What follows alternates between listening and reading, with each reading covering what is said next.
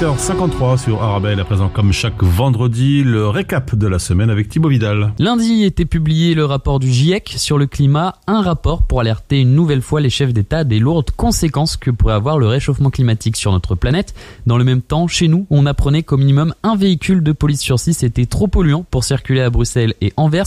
Au total, 550 véhicules trop polluants peuvent circuler au sein de la capitale contre 250 à Anvers.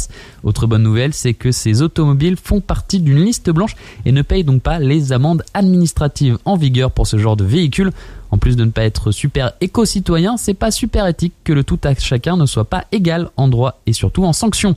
Le week-end dernier, on apprenait que le référendum en Roumanie interdisant le mariage gay avait été invalidé. Malgré plus de 90% de votes pour le oui, le taux d'abstention de près de 80% a tout simplement annulé l'inscription dans la Constitution que seul un homme et une femme peuvent se marier. Comme quoi, parfois, ça a du bon de ne pas voter. Lundi, Donald Trump s'est excusé au nom de la nation auprès du juge Brett Kavanaugh et de sa famille lors de l'investiture du juge à la Cour suprême. Pour rappel, ce dernier est accusé d'agression sexuelle. Comme quoi, finalement, aller voter, ça permet d'éviter d'être présenté par n'importe quoi.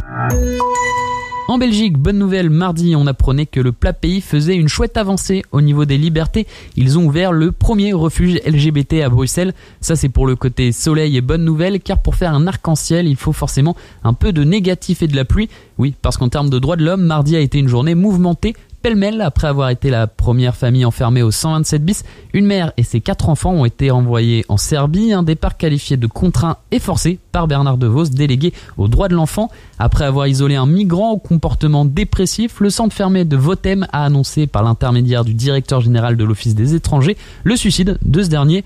Et vu qu'on parle prison, ça fait un bon moment qu'on entend parler de surpopulation. On a appris que 45 détenus de la prison de Saint-Gilles seraient transférés vers d'autres institutions. Ils ne seront plus que 850 enfermés là-bas. De bons résultats pour un centre qui peut accueillir 578 personnes. À Gand, mercredi soir, pour sensibiliser les fêtards à ne pas uriner dans la rue lors de sorties nocturnes, on leur a offert un paquet de frites. Alors au lieu d'investir dans la pomme de terre, il ferait peut-être mieux d'investir dans la brique et la céramique pour construire des WC ou alors rendre les toilettes publiques gratuites. Vu qu'on parle de fête, Pamela Anderson était présente dans une cage à Paris. Alors doucement, pas une cage en boîte de nuit en train de danser pour ambiancer la foule. Elle s'est enfermée pour dénoncer les maltraitances infligées aux animaux d'élevage. Jeudi, en Belgique, on n'est toujours pas certain d'avoir assez d'électricité pour passer l'hiver.